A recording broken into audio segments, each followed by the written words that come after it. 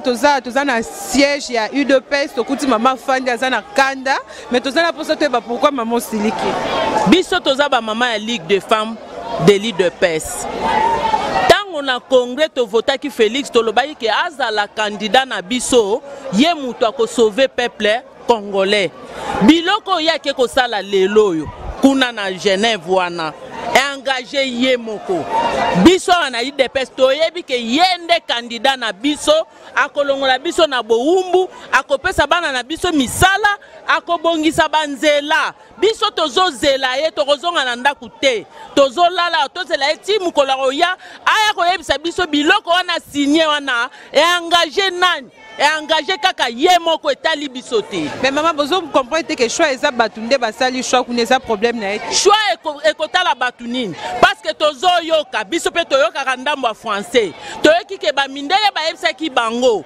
avant réunion ebandake il faut botala muto yaza kopeze muto yaza na base muto yaza na vision ya kolongola peuple congolais na boum Martin Fayulu nani ayebi ye ngana tekaka na Gambela ba mama ya Gambela balobi ba yebi ete siko mutu ya ndengwa na toya kozwa babeki to pesa ye base ya UDPS to souffrir ebembe ya Tshisekedi ekundami na nuteza ko trembale mulimo ale toya kozwa tokende ko soutenir Martin Fayulu o ayebi Martin Fayulu nani et si déjà place nini à part place ya ce siège na yewana ceux qui totamboli a otuni batu Martin Fayulu nanya yebiye biloko wana bambongo na bango balie wana etali bango moko etali bisote Félix tozo zela yo yebisa biso signaki biloko wana kuna pona nini engagé yo moko etali bisote yo ne candidat na biso. D'accord, merci.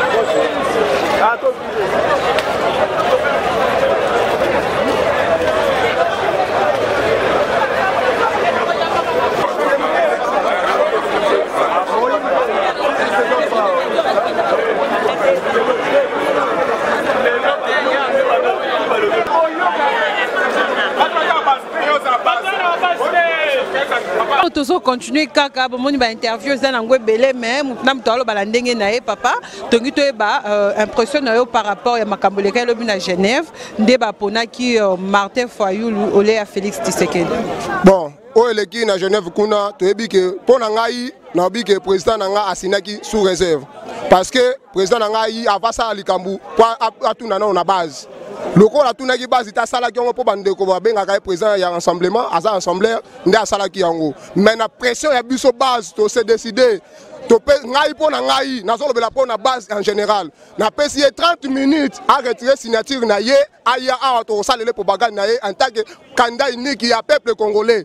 Pas ya opposition to ya UDPS ya peuple congolais peuple ndé mutu balingi azala sima liboso na bango bako soutenir ye à 100% to sala propagande ya ofele to ko senga polote kwa ngate nini te to ko soutenir ye aya biso to soutenir ye biso to za océan to ko pesa jamais mai na kalamu Martin Fayulu aza de candidat moko ya muke aza léger asali parti politique na 2009 aza l'autre côté biso to ko soutenir jamais Martin Fayulu to puis na zolo bana Mesebemba na Moïse Katumbi qui moyibi na bango bazo sala bango baza na mbongo ebele balingi biso peuple congolais to ça toujours na souffrance to ça marche de pied na bango baya kozonga awa to koyeba bango soki bazalaka banani et puis bango bayebi que soki dépasse le pouvoir et ko ça l'intérêt peuple congolais bango ba se retrouver na prison makala nde bazali ko sala biloko wana buso bazali ko sala pona ko soutenir Kabila azalaka kaka liboso bango bazoka mongo ya Kabila bale sa famille na bango alors pona biso peuple congolais to lobi to boyi Fayulu aza l'autre côté ndenge achada kaza ndakala c'est que ya ko zalika yabu na suki wana. Bon tozo continuer kaka papa tokuta na papa lobi comme on les a 100 yoka 100 papa yoka 100 de l'UDPS tolingi toyeba impression na par rapport à makamboleka ki lobby na Genève. Toboyi ba bêtise wana esalami ezali complot contre la République et contre le peuple congolais. Hein batu bazali invalidé bakei ko signer d'abord Mbemba na Katumbi ba décider ba lobby boy le col candidature na bango ko zala te ba ko sala par tous les moyens élection peut ça la mater c'est pourquoi et loko ba uti ko sala sikoy hein bazos ba 5 exigences c'est pas président que avant andi bandi ba soutenir il faut signer signature andi ma machine aboya machine mais soki to boy machine à voter na moment où cela veut dire transition pour ça ya bande konyo so wana za to que transition ba ngopé bazonga or nous disons non. transition avec Kabila, c'est trahir le peuple congolais. Toyebisi bango boingonge koki na minute tokoyoka lisusu mutute tozana posa ya alliance ya bamiibi te tozana posa ba alliance ya bescro te mbemba escro Katumbi bamiibi bapia mboka oyo à partir d'aujourd'hui tokoyoka lisusu mutute toyebisi Félix Tshisekedi dans 48 heures a retiré signature na ye à l'immédiat. Toboyi ba bêtise na oyo biso na minute IDPS viva Kabila boyoka nini ba Kabilis na minute tolo ba makambo ya tobundela école na biso action oyo esalami lelo même balongola kandidature mbemba action esalamaka esalamaka mais basali erreur kokende kolongola kwamba Félix Tshisekedi papa eza craché na mémoire ya Etienne Tshisekedi donc kochela Félix Tshisekedi na minute bozi Félix bochende derrière or IDPS c'est la locomotive ya peuple ko papa oui cela veut dire opimeli peuple bomengo ozopesa fayulu na banque avant ya kokoma na banque ndenge za boy soki banque avant banque a déficit mbongo asenga kozala déjà obanda nanu muke soit aux commerçants, soit aux affairés, au salaire babilo comme songol pakal. Mais yo zane loko te banga ko déficit mbongo ndenge nini. C'est comment ça par monsieur Nani Fayoul. Ba ko pesa pouvoir na muto azana batu. Après peuple alanda. Base ezali ide. Voilà la base. C'est pourquoi Zoyoka lelo to ebise Kabila ke Fayoul to ebiote Fayoul kende osala même na bando de bayebiote donc azali mutu moko basanga na ba kabiliste na minute to benga batute tozo kende élection biso moko Félix Tshisekedi chef de il faut Kabila yoka nini bakoyoka ngwa désordre facile on la signature dans 48 heures nyata borto merci tozala ba maman to solo la maman la ngina eba na mulino bozo silika ba msu balali na César toko seta pona parti na biso mama parti oyo ba veuve bazali parti oyo ba orphelin bazali ba mibalo bazaka basi bazali ba oyo bazana prison tisikoyo bazali mutoko misa bango azalaka te nazotuna mbemba combien bazana prison mbemba akufera combien Katumbi akufera combien abomisa combien bamasi nyonso bazosala oyo banani na bango bazokufa kaka biso IDPS 36 ans tosali IDPS tozalaka max depuis na bango bamata bakita toboyi biso yambalo toboyi mama keba mama singa mama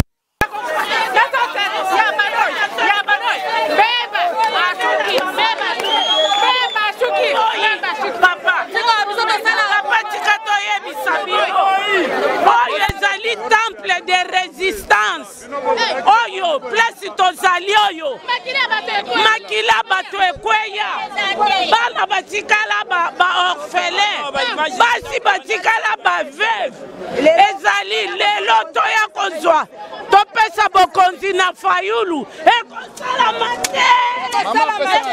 mate eza parti munene koyiko soutenir ba parti ya maleti te toboyi yango tolobi tozokende élection machine usa machine tozokende bafinga kabisa tosalaka politique ya chasse vite cette fois-ci toza décidé tolobi tozokende élection machine usa machine tozokende élection tosengi na président na biso a retiré signature na ye dans l'immédiat pe azongela biso awa asignaki yango na sous réserve toboyi na biso makambo ya sali eza biso base to déclarer toboyi ko trahir biso mbemba kaka ye soki amelaki libela mwasi te alingi kofaire souffrir peuple congolais azoteka pouvoir lelo toyebi mayele na ye ayeke apo atikala premier ministre lere amoni biso vigilant aboyi ko azwi a réussir te lelo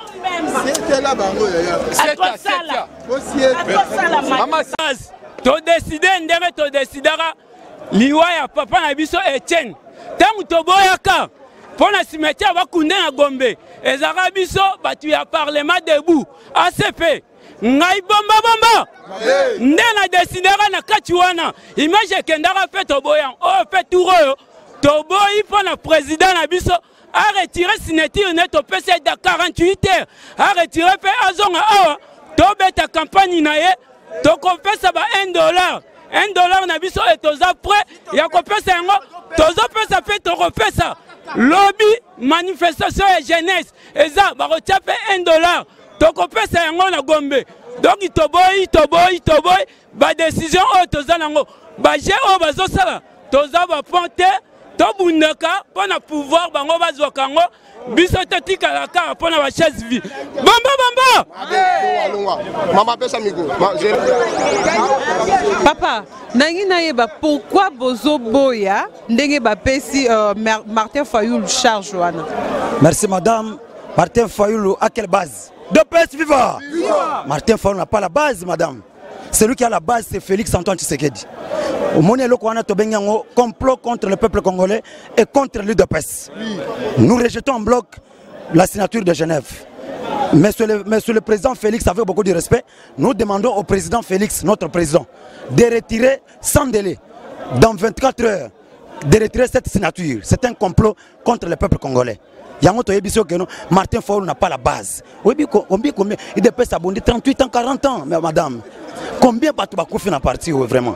Pourquoi complot? Pourquoi Batouako Bimate va combattre le pouvoir en place? Va combattre l'UDPS? Est-ce que c'est normal d'abord? Batoubazoya baye que notre bunda bitumba ensemble, to soutenir bino l'UDPS, baye est-ce qu'on va combattre l'UDPS? Ce n'est pas sérieux madame. Yango monito telemi, au monde aux hommes on mort parti par là, permanence c'est incendié quelque part entourage permanence c'est incendié. Pourquoi? Le peuple, à l'UDPS, nous avons 3 organes, madame. Nous avons le congrès, nous avons la présence du parti et la convention démocratique. À l'UDPS, c'est qui décide, le congrès est l'organe suprême du parti, de l'UDPS. C'est-à-dire, si le président veut prendre une décision, il faut contacter base. Ça va contacter base parce que alors bien que je vais contacter la base, je vais faire un effort de convaincre la base. Mais le président Place Azali, la base a refusé et rejette en bloc ces accords. De PS viva! La base n'est pas convaincue, madame. Base yango de peuple, on va passer à pouvoir, on est organe suprême dans la partie oyo. Bizone to décidera. Papa Etienne Tshisekedi dans loba na tikeli pouvoir na base. Na pesi peuple, le peuple da. Le peuple da. De PS viva. C'est bon papa, pourquoi vous avez refusé Martin Fayulu? Papa, maman, on va répondre on a personnellement tous un problème avec Martin Fayulu. Juste tout ça la rappel na des personnalités. Jean-Pierre Bemba na Moïse Katumbi. On a vite trouvé que il y a Congo péné un peuple congolais à Batouana Mibale. Mettons terre en terre. Jean-Pierre Bemba to Moïse Katumbi ceux qui basara na course. Est-ce que biso yi dépêche Tondimi Martin Fayulu? Na orgueil Bemba zanango na oyo Moïse Katumbi zanango. Est-ce que ba ko linga mamba boye? Jamais. Donc balinga même pas soit bimisi les bon Martin Fayulu. Banga boya. Donc Tony to répondre bango tout simplement. Comme notre secrétaire vient de le dire maintenant, tu refuser en bloc. Donc, président Félix Tshisekedi, avec tous les respects que nous lui devons, Place Azali, aye bayango toboyi yango. Donc, 48 heures pour retirer signature nae. Biso tozawana tozana mbongo ko chaya ba $1 na biso pour soutenir candidature ya président na biso.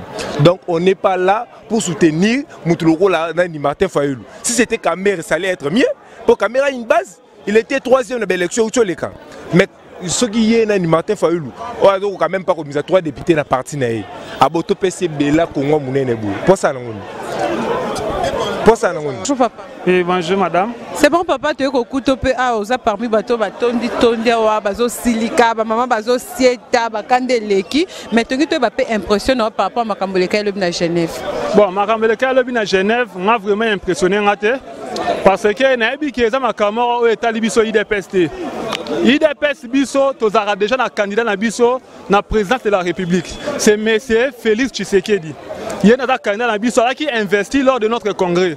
Donc congrès ouais salama kiwana to bimisa ki Félix Tshisekedi. Mais ceux qui na Genève, bato moni que il faut appeler ça Fayulu. On a un problème na bango. On a équipé bisoté. Soit on a une réaction, c'est parce que notre président a signé. Maintenant pour manifester notre mécontentement par rapport à Babylone qu'on a à Genève, il y a un Tosiliki et je sais que le président a dit que la base a retiré signature na EP le 22 novembre dans la campagne le 22 novembre, tu vas dans la campagne, nous avons le 23 décembre, tu as une élection, sans ou avec ou sans machine à voter, Félix a gagné Chadari. Parce que Chadari ne représente rien électoralement. Chadari n'a pas Fayoulou, n'a pas Mokia, n'a pas Soki Bachekumba. Donc, notre candidat, c'est Félix Tshisekedi. Père Tokolo, le 23 décembre. Calculo, on va à Genève. Pour Moïse Katumé, qui est Congolais a été. Kabila, qui est Congolais a été. Bemba, qui est Congolais a été. D'ailleurs, nous travaillons à Kabila. Bemba travaille à Kabila. Même Fayoulou a travaillé à Kabila. Moïse a travaillé à Kabila. Bisso, tu travailles à Kabila. Cette fois-ci, l'IDPS va accéder au pouvoir. Le 23 décembre, tu vas gagner. Il y a un moment que l'IDPS, comme c'est un parti démocratique, au moins, il base exprimer mes contentements à Bango. Bon, tout le monde dit que au base à lobby et Zabongo, tu s'aligner derrière la base et tu as la volonté à base que Félix Tshisekedi a la candidat Nabiso. Et Zabongo, Fachi Azamaboko Pembe, il n'a jamais travaillé avec ces bonhommes que vous appelez imbécilement Kabila. Donc, chez nous, nous allons aux élections le 23 décembre. Chadar, il t'aura gagné. Chadar est comme Fayoulou. Ce sont des mini-fantins. Bonjour maman. C'est bon, tu es un siège de peste au monde basé belé basiliki siliki ça pour l'année. En tout cas, bato basiliki parce que Bouzoba moko utole kana Genève. Oyo bakotakili kopa contre l'UDPS. Tout en oubliant que à l'UDPS, c'est la base qui décide. Yangonde lelo bato basiliki awa balobi que président na biso a signé Bouzoba wana pona nini. Mais tozo yebisa président boye soko zolanda biso na minute oyeba que tonyimi signature na yo mais toyebi ke osignaki yango sous réserve tokoki jamais ko supporter signature ya ndenge wana ya ko soutenir mutu neti Fayoulou en tout cas azani na des partis politiques azan base sociologique te azan unité par là Bemba tozo tirer attention. Yo nous influencé par Bouzo Banyosona. Jean-Pierre Bemba bakangaki yo na prison na CPI. Parti na yo e bouja quitté. Oza parti politique valable té. Oza na ba curieux ne banandaka yo. Oza parti mon côté ne oza. MLC c'est rien. L'UDPS toza mesure ya kotumba na permanence na yo. Soko yebité. Moïse Katumbi aza parti politique té. Katumbi aza parti mon côté. J'essaie des groupes à mafieux, bakutanaka pour la kendolia mbongo na yo, ya moyibi au travail en Kabila. Félix a travaillé na Kabila te, to lobi que pré-campagne et en campagne. Ba candidat na biso nyonso ya UDPS, ba so bandi déjà ko la campagne, il y a Félix Tshisekedi partout. Il n'y a pas moyen et puis il n'y aura pas moyen. Bazong à zéro, bakando yebisa sous ba base que non. Bon voter Fayoulou à la place de Félix. Toyebi que Bemba a aligné ba candidat malongate. Ouais, qui Katumbi bangoto basa pour boycott à l'élection. Biso IDPS sur le baki très clair que avec ou sans machine, tu vas une élection. Jamais on ne sait qui va comment la transition. Oh besoin ça ba machine na binona, c'est avec Kabila. Mais biso bote la permanence c'est qui? Ba tu vas faire la permanence ça. Donc, permanence de Koufela Batebele, c'est nous. Batoubabukana, Namu Tonzol Banazamba, Chora Makoloti, les lots. On a pas marche à réclamer par élection. Ce qui est lot, yo Bembana Katumbi, besoin influencer Mokonjo Yangai. Boyeba qui a signé l'eau sous réserve. Bissot aux signatures, on a la valeur à ma cité pour aider l'équipe en dehors de la base de l'UDPS à signaler base à contacter le secrétaire général avant à ça là. Pour te comprendre que, à ce qu'on a laissé toute la journée à lobby, au moment où on a téléphone. Yangonde, et ça raison de papa. Fachi, tu votes dans le congrès au président et à IDPS. Le Mwana organisation, il y a camaraderie, n'a pas Moïse, non. IDPS, c'est l'état d'esprit. Et depuis il y a 4 personnes qui ont n'importe quoi contre l'IDPS, le mois, tu as mis permanence à Bemba. Bemba géré beaucoup de vice-président. Atikalo tonganda kwa ta moko te na Kongo. Kosomba kuto lopango moko asombate. Et azovanda biloko atata na ye ya banini. Moïse na Kisasa apesa adresse na ye ezate. Mais tozolo ba que UDPS boyiba bino tour Bemba bomana batu tuta batu na maboka. Botikala kosomba lopango moko te. Ozongi na Kinshasa, olali na GB na ndako ndeko na ya mwasi. C'est bon quand des beaux mots vraiment tous allez tout sali baladère maintenant tu as été impressionné par rapport à ce qui s'est passé hier. Lobby là non il fallait pas bon. Biso to sem ça na biso ba image zo ya Kalaming te restez branchés sur cleboa.com on vous aime beaucoup merci à Herman Apport et au garçon Slim. Bisous bye bye.